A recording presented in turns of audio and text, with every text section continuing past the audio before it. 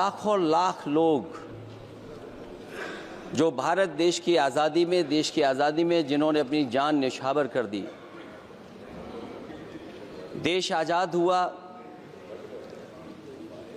आज़ादी के बाद बाबा साहब भीमराव अंबेडकर जी और तमाम हमारे वरिष्ठ लोगों ने इस संविधान को देने का काम किया। मैं उनको याद करने के साथ साथ जो आज 13 तारीख जिस दिन हम आप सदन में बैठे हैं, एक ऐसी घटना घटी थी, अगर उस समय सुरक्षा कर्मियों ने अपनी सूझबूझ के साथ, बहादुरी और साहस के साथ अगर उन आतंकवादियों को मुकाबला न किया होता तो हमारे देश के बहुत सारे महत्वपूर्ण नेता जो उस समय सदन में थे, न जाने क्या परिस्थिति बनती। मैं उन बहादुर जिनकी जान गई उनका याद करता हूं, वहीं श्रद्धांजलि भी देता हूं। मैं इस संविधान की चर्चा पे जहां खड़ा हुआ हूं, मैं बाबा भीमराव अंबेडकर जी उनको श्रद्धांजलि अर्पित करते हुए जिन्होंने संविधान को देने का काम किया। हमारा संविधान जो तैयार हुआ है, उनकी प्रबुद्ध दृष्टि का परिणाम है कि हमारे पास न्याय, स्वतंत्रता, समानता और बंधुत्व के सिद्धांतों पर आधारित एक महान संविधान हमें मिला है।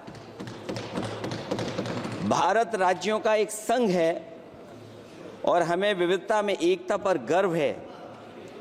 ये हमारा संविधान ही है जिसने भाषाई, क्षेत्रीय, धार्मिक और जातीय विविधता वाले हमारे देश को एक साथ रखा है। ये संविधान डॉक्टर अंबेडकर जी ने कहा था कि संविधान की सफलता इस पर निर्भर करेगी कि हम उसके अनुसार कैसे काम करते हैं। ये देखना है, विधायिका, कार्यपालिका और न्यायपालिका की जिम्मेदारी है कि इस महान देश का शासन हमारे संविधान में निहित उच्च सिद्धांतों के अनुसार चलाया जाए। डॉक्टर अंबेडकर ने कहा था, मैंने तो संविधान निर्माण का दायित्व बहिष्कृत वंचित वर्गों को अधिकार दिलाने के लिया है। ये वही संविधान है जो समय समय पर हमारा रक्षा कवच बनता है। अध्यक्ष महोदय, ये संविधान हमारी ढाल है, संविधान हमारी सुरक्षा है, संविधान हमें समय समय पर शक्ति देता है। संविधान ही देश की 90% शोषित, उपेक्षित, पीड़ित, वंचित जनता के अधिकारों का सच्चा संरक्षक है। ये संविधान ही हमारा बड़ा मददगार है। इसलिए ये हमारे जैसे लोग और देश के कमजोर लोगों के लिए और खासकर पीढ़ी के लिए संविधान की रक्षा जन्म मरण का विषय है। संविधान ही लोकतंत्र की प्राणवायु है और जहां बाबा साहब भीमराव अंबेडकर जी ने इतना शानदार अच्छा संविधान दिया, वहीं डॉक्टर अंबेडकर ने स्पष्ट कहा था, जो हमारे माननीय मंत्री जी ने भी सत्ता पक्ष से वो बात रखी और कहा था, संविधान कितना भी अच्छा हो, यदि उसे लागू करने वाले लोग अच्छे नहीं होंगे तो परिणाम अच्छे नहीं निकलेंगे। इसलिए अध्यक्ष महोदय, इस संविधान पर लगभग 75 वर्ष में के बाद भारत की संसद में फिर चर्चा हो रही है। मैं कई महत्वपूर्ण बिंदुओं पर अपनी बात को रखना चाहूँगा। अध्यक्ष महोदय, हमारे संविधान की प्रस्तावना संविधान का निचोड़ है। सरकार के उद्देश्यों और लक्ष्यों को स्पष्ट उल्लेख है प्रस्तावना में। मैं प्रारंभ करता हूं संपूर्ण प्रभुत्व संपन्न समाजवादी धर्मप्रिय लोकतांत्रिक गणराज से आज अध्यक्ष जी सीमाओं की रक्षा करना संप्रभु का प्रथम कर्तव्य है। और अध्यक्ष महोदय, जिस देश की सीमाओं की सुरक्षा में जहां पर समय समय पर सेंध लगती हो, और हमारे माननीय मंत्री जी बेहतर जानते होंगे कि कई जगह पर हमारी सीमाएं सिकुड़ रही हैं। हमारे संसदीय मंत्री राज्य अरुणाचल प्रदेश में चीन के बिल्कुल बगल में रहते हैं। अध्यक्ष महोदय ये जानते होंगे कि हमारे पड़ोस में कितने गांव बस गए हैं, न जाने कितना वहां पर गांव की तरह घर बसा दिए गए हैं। लद्दाख की तरफ अभी दोनों देशों की सेनाएं पीछे हटी हैं। हम अपनी सीमा में ही पीछे हटे हैं, और चीन जो हमारी सीमा में अंदर आ गई थी वो हमारी सीमाओं से ही आंशिक रूप से पीछे हटी है। और अध्यक्ष महोदय, उस सीमा के पास एक रिजांगला मेमोरियल बना था। हमारे सरकार के लोग ये जानते होंगे कि जिस समय ये बात उठी लद्दाख को लेकर के, उस रिजांगला के मेमोरियल को तोड़ दिया गया। आज वो रिजांगला मेमोरियल वहां नहीं है। और उस लड़ाई के लिए अध्यक्ष महोदय, हमारी फौज के लिए कहा गया था कि हमारी वो बहादुर फौज है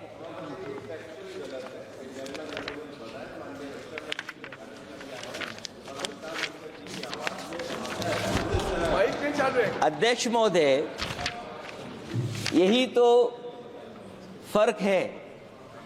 कहां पर था, कहां पर बना अब। और अध्यक्ष महोदय, मैं सरकार को बताना चाहता हूं, अध्यक्ष जी, मंत्री जानते होंगे, मंत्री जी, केवल 12 किलोमीटर सड़क बनी थी और पड़ोसी देश ने क्या क्या नहीं कहा गया। और वो समय आएगा जब हमें मानसरोवर और कैलाश पर्वत पे जाने के लिए भी वो देश हमें रोकने लगेगा। तो हमारी आज 75 साल बाद सीमाएं कितनी सुरक्षित हैं। क्या लद्दाख की वो फिंगर्स जहां पर हम पहले थे, क्या हमारी फौज वहीं खड़ी है कि नहीं खड़ी है? अगर आप रिजांगला मेमोरियल जानते होंगे तो लद्दाख की वो सीमाएं जो हमारे देश के अंदर थी, क्या हमारी सीमा वहां तक है कि नहीं है? आज नहीं है। ये देश समाजवादी गणराज्य बने। समाजवाद का सरल शब्दों में अर्थ है कि समता और संपन्नता हो। लेकिन देश में अध्यक्ष महोदय 2014 के बाद विषमता जिस तेजी के साथ बढ़ी है उसकी कल्पना भी नहीं की जा सकती है। 140 करोड़ में से 82 करोड़ सरकारी अन्न पर जिंदा हैं। अध्यक्ष महोदय, जो देश को ये कहते हो कि हम दुनिया की सबसे तेज रफ्तार पे चलने वाली अर्थव्यवस्था बनने जा रहे हैं, 3 पर पहुंच गए और ऊपर जाएंगे। मैं सरकार से कहना चाहता हूं कि जब 82 करोड़ सरकारी अन्न पर जिंदा हैं और दूसरी तरफ देश की संपूर्ण संपत्ति के 2/3 हिस्से पर कुछ परिवारों का कब्जा है, अगर सरकार में ये बहादुरी और हिम्मत है तो इस 60% गरीबी के रेखा से नीचे रहने वाले लोगों की पर कैपिटा इनकम क्या है? अगर आपकी अर्थव्यवस्था ऊंचाई पर जा रही है तो हमारे जो गरीब लोग हैं, जो 60% गरीब लोग हैं, उनकी पर कैपिटा इनकम क्या है? और जहां समय समय पर सरकार अपने आंकड़े देती है, कम से कम ये आंकड़े भी दे दे कि गरीबी रेखा पर जो नीचे रहने वाले लोग हैं उनकी पर कैपिटा इनकम क्या है। इससे स्पष्ट हो जाएगा कि 5% लोगों की पर कैपिटा इनकम क्या है। हमारा प्रेमबली कहता है कि धर्म निरपेक्ष गणराज्य बने, राज्य की निगाह में सभी धर्म समान हैं। हमारा सेकुलरिज्म हमें रिलीजियस इक्वलिटी का रास्ता दिखाता है। यही न अर्थ इसका है। क्या इस पर सरकार अमल कर रही है? देश के 20 करोड़ से ज्यादा अल्पसंख्यकों के, विशेषकर मुसलमानों को दूसरे दर्जे का नागरिक बना देने का प्रयास चल रहा है।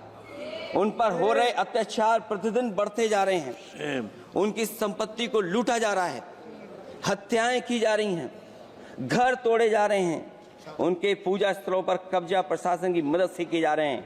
अगर ये धर्मनिरपेक्षता, तो धर्म शासित राज्य की क्या परिभाषा है?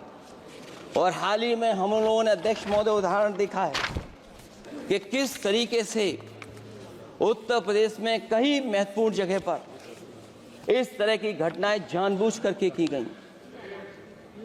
मुझे याद है उस समय, जिस समय उत्तर प्रदेश का इलेक्शन चल रहा था, बहुत से लोगों को वोट डालने का अधिकार जिनको था, उनको अधिकार से रोका गया और जो लोग वोट डालने जा रहे थे उन्हें डराया धमकाया जा रहा था। ऐसे इंतजाम किए गए थे कि ये वोट डालने के लिए वोट बूथ तक न पहुंच पाए।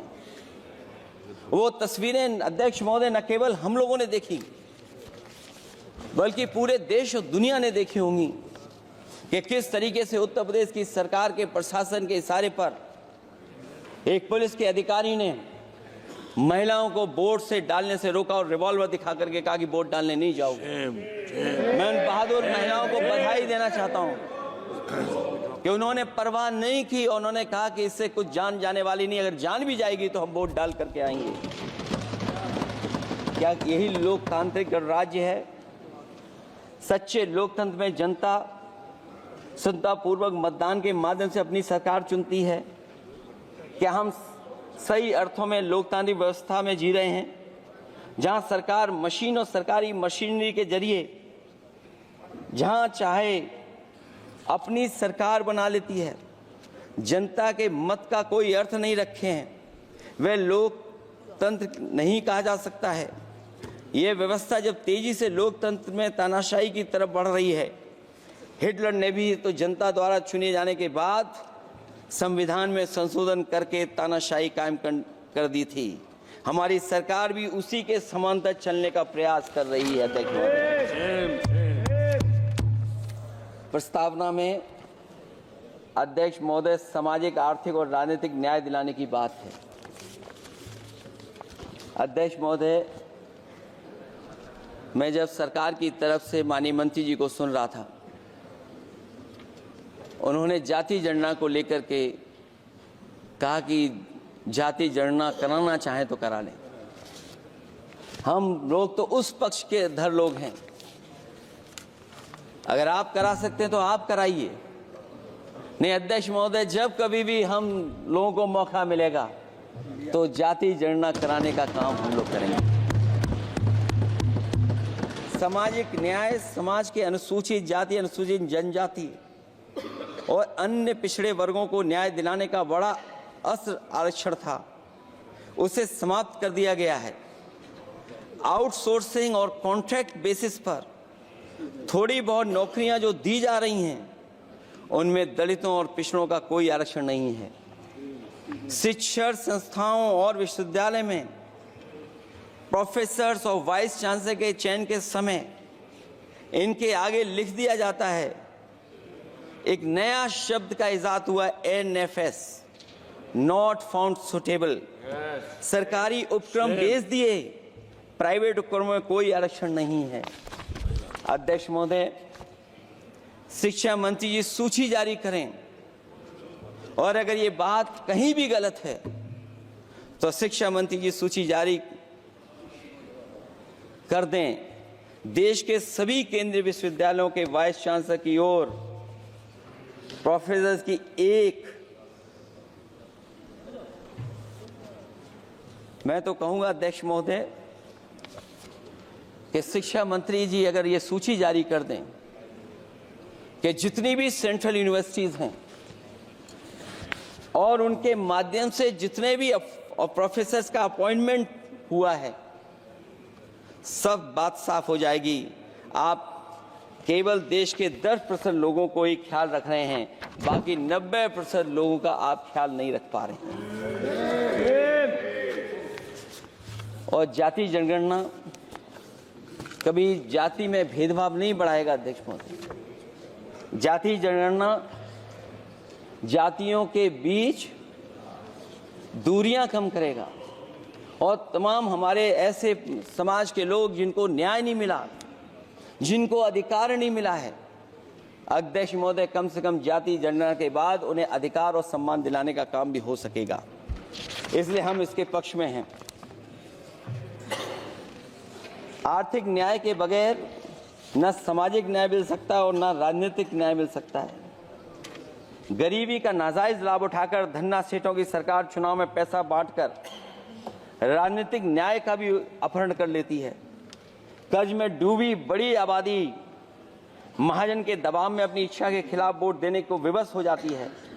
चुनाव में सत्ताधारी दलों द्वारा पैसे की भरमार के चलते कोई सामान्य कार्यकर्ता चुनाव नहीं लड़ पा रहा है। बड़े पैमाने पर धनवान चुनकर आ जाते हैं। पैसे के बल पर जब तक आर्थिक विषमता समाप्त नहीं होती, लोगों को राजनीतिक न्याय मिल नहीं सकेगा। प्रस्तावों में आगे जो लक्ष्य है, विचार, व्यक्ति, विश्वास, पंथ और उपासना की स्वतंत्रता, अन्याय के खिलाफ विचार व्यक्त करने पर जेल, अभिव्यक्ति की स्वतंत्रता का अर्थ है देशद्रोह। अगर भाजपा के मत के नहीं हैं, दूसरे धर्म के हैं तो प्रताड़ना के हकदार हैं। और अब तो उपासना करने पर भी दिक्कत है, क्योंकि हर मस्जिद के नीचे मंदिर खोजने वाले तत्व इस देश को शांति से रखना ही नहीं चाहते हैं। उन्हें कानून की कोई परवाह नहीं है। मैं इस मौके पर धन्यवाद देना चाहता हूं। सुप्रीम कोर्ट का कम से कम वो फैसला आया है जहां कुछ दिनों के लिए ये पाबंदी लगाई गई। व्यक्तियों की गरिमा और देश की एकता और अखंडता को सुनिश्चित करने वाली बंधुता, ये विभाजनकारी नीतियां संविधान की प्रस्तावना के उस उद्देश्य से जरा भी मेल नहीं खाती है। व्यक्ति की गरिमा लिंचिंग से धूल दूषित हो चुकी है। उद्योगपति सरकारी आतंक से परेशान हैं, हो करके अपनी पूंजी समेटकर देश छोड़ गए हैं और लगातार जा रहे हैं। अध्यक्ष महोदय, आजादी के बाद उद्योगपति कभी इतने भारत छोड़ करके नहीं गए होंगे, देश छोड़ के नहीं गए होंगे जितने इनकी सरकार में चले गए हैं। अगर व्यक्ति की गरिमा सुनिश्चित हो तो कोई व्यक्ति क्या अपनी मातृभूमि को छोड़ करके जा सकता है? सरकार इस पर आत्मचिंतन करे। अगर आपसी मतभेद पैदा करके एक दूसरे के प्रति अविश्वास पैदा किया जाएगा तो क्या देश की एकता और अखंडता के लिए एक अशुभ संकेत नहीं होगा?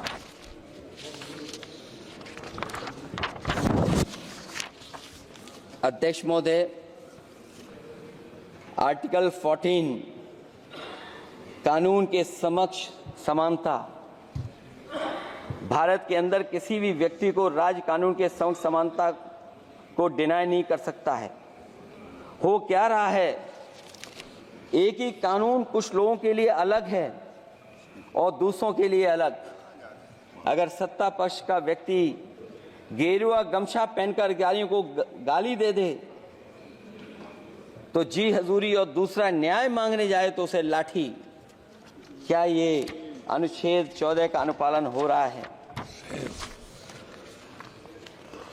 अध्यक्ष महोदय, किसी भी व्यक्ति को उसके जीवन और दैहिक स्वतंत्रता से कानून सम्मत प्रक्रिया के बगैर वंचित नहीं किया जा सकता। ये सबसे महत्वपूर्ण मौलिक अधिकार है, लेकिन सबसे ज्यादा इसी का दुरुपयोग हो रहा है। फर्जी मुठभेड़ में हत्याएं, जेल के अंदर हत्याएं और पुलिस अफरीक्षा में हत्याएं, आदमी कहीं भी सुरक्षित नहीं है। ईडी का तो ऐसा कानून बना दिया गया है कि बिना एफआईआर, बिना नोटिस किसी को भी बंद कर दो। लोकतंत्र फासिज्म में बदल रहा है। और अध्यक्ष महोदय, क्योंकि उत्तर प्रदेश की चर्चा सत्ता पक्ष से भी हुई, जो हालात उत्तर प्रदेश में हैं, ऐसे हालात कभी किसी ने पहले नहीं देखे।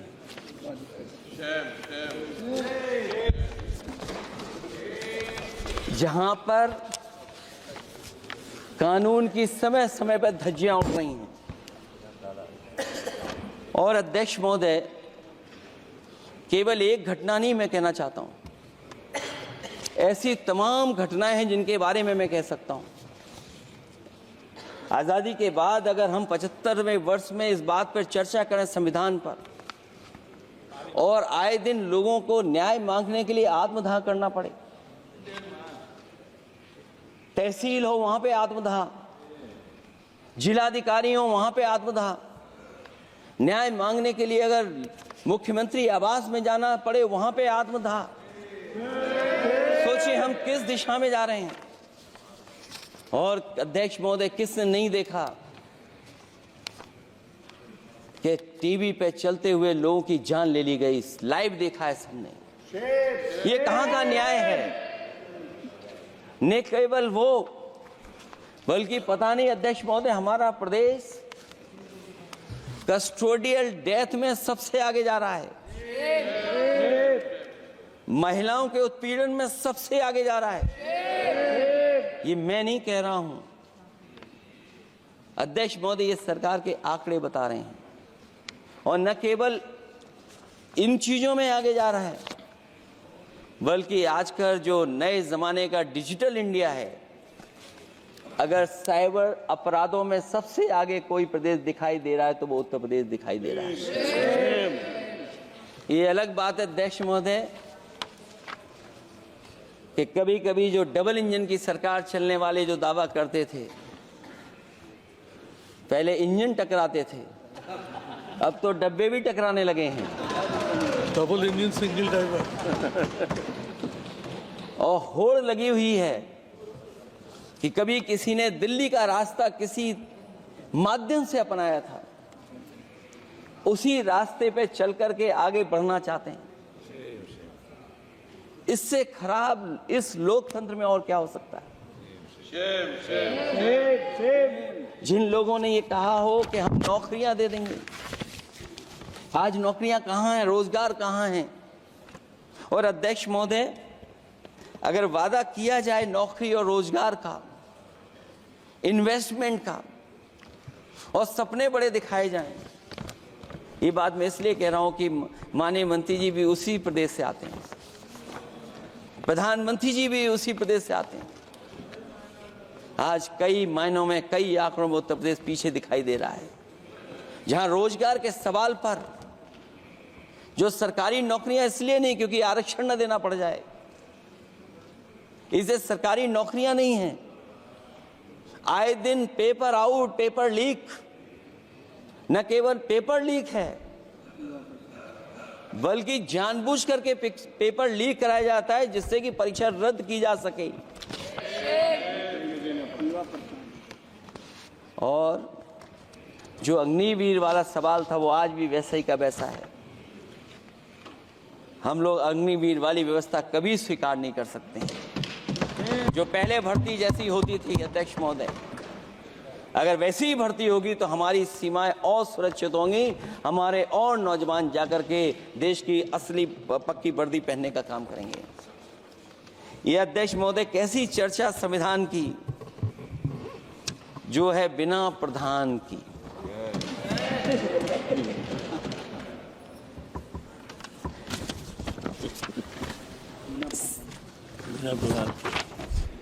अध्यक्ष महोदय, इस सरकार में जो लोकतंत्र के साथ खिलवाड़ हुआ है, इतना कभी खिलवाड़ नहीं हुई होगी।